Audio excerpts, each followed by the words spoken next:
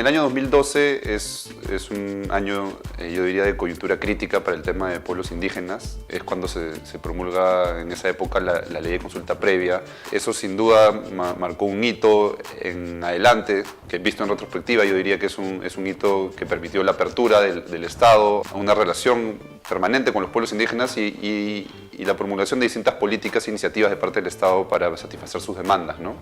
No obstante, precisamente por estas expectativas que se generan en este momento, la relación entre el Estado y las organizaciones indígenas al principio no fue fácil. Como organizaciones no teníamos esta relación estrecha de diálogo entre andino y amazónico. Y el otro tema también era un poco candente en la situación de cómo lograr el diálogo ante el gobierno, cómo decir, estas son nuestras propuestas, esto es lo que nosotros los pueblos indígenas originarios queremos. No se valoraba el espacio como mujeres que teníamos también para sentarnos a dialogar ante el gobierno del Estado, con sus representantes. Entonces, hoy, como tanto FEMUCARINA como NAMIAB, de una u otra manera, hacemos sentir lo que también, cuánto nos cuesta a las mujeres estar en estos espacios, ¿no? No porque somos incapaces, sino porque en nuestro país existe el machismo, el patriarcalismo y el sexismo.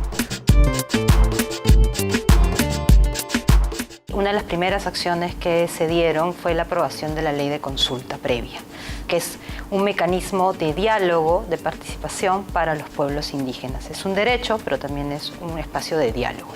El proyecto nos permitió, tanto en consulta como en el GTPI, una asistencia técnica para discutir contenido, un espacio también de discusión con un organismo de la cooperación internacional que podría tener una mirada distinta para ver cómo construíamos todos estos procesos que se venía implementando, ¿no? Bueno, en el caso del GTPI yo lo describo como un proceso, ¿no? Porque evidentemente en ese momento nadie tenía una fórmula, no creo que en otro país haya pasado algo igual o similar.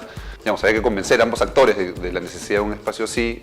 Yo diría que la asistencia técnica fue más fundamental porque sin el PNUD sencillamente no se hubiera dado, ¿no? Y una vez que se logra instalar el espacio, ya pasamos a una segunda etapa en que el acompañamiento era más técnico, diría yo, más de consejería, de fortalecer ya aquello que ya estaba en construcción, ¿no?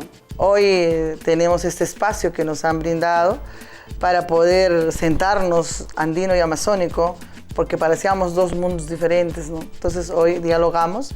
Se ha abierto este espacio para poder plantear también nuestras propuestas, para poder también mirar de cómo podemos emerger para poder lograr el bienestar de buen vivir para nuestro país. Habría que entender que la Defensoría en ese momento era un actor clave en el proceso de construcción del diálogo intercultural. Velaba por que el derecho a la consulta se desarrollara de manera adecuada. Entonces, el proyecto creo que nos ayudó en construir un instrumento de gestión de la supervisión que pudieran ser más allá una política transversal de la propia institución en relación a la consulta previa. Recomendar a las entidades gestoras de la consulta previa, Ministerio de Cultura, los propios actores de la consulta, pueblos indígenas y los entes ejecutores, lo que se tenía que hacer. Y en segundo lugar, la capacitación permanente que se hizo con el personal. Ayudó justamente a que comprendiéramos que, en primer lugar, estamos en un país con más de 55 pueblos indígenas, que tenemos una pluralidad étnica y lingüística y que hay otra forma, digamos, de relacionarse con los pueblos que debe tener a la base el diálogo como elemento central. Creo que uno de los principales desafíos del Ministerio es fortalecer y reforzar lo que es las políticas indígenas, que constituyen toda la institucionalidad para los pueblos indígenas, ¿no? Tenemos que fortalecer temas de consulta previa, tenemos que mejorar los mecanismos de participación en general de los pueblos indígenas, ¿no? No solo pensado en el tema extractivo, que muchas veces pensamos solo en el tema extractivo. El GTPI nació con una vocación de intersectorialidad e intergubernamentalidad, pero creo que el gran desafío que tiene es que tenga también una voluntad política en la toma de decisiones mayor. No basta con que las organizaciones estén en un espacio de diálogo con las entidades de gobierno. tienen que estar además representando realmente la agenda y los intereses de los pueblos, tienen que estar con una capacidad efectiva de influir en las decisiones que se tomen y que les atañan a ellos, y para eso el gran reto es el fortalecimiento de las organizaciones. De parte del Estado mismo no están apostando por una verdadera institucionalidad. Y el desafío es eso, ¿no? De nosotros, de que ellos entiendan nuestra mirada, que nuevamente que se ponga en la agenda nacional, la agenda de pueblos indígenas. El tema de consulta que se haga adecuadamente, dirigida por la ente rectora, en este caso que es el Viceministerio de Interculturalidad, que también es una instancia joven y que necesita un soporte de acompañamiento de otros actores, de otros aliados, como el caso del PNUD. Me gustaría que venga ministro de Economía o ministro de, ¿cómo se llama?, de Energía y Minas, propio ministro, para conversar con nosotros. Es otra cosa, así sí podemos valorar lo que esta GTP me sirve, porque me está articulando, me está abriendo una bisagra para conversar. Y es interés de la Defensoría que el sector de minería, el sector de hidrocarburos, fortalezcan sus competencias en materia de consulta previa, puedan otorgar garantías mínimas en los procesos que realizan.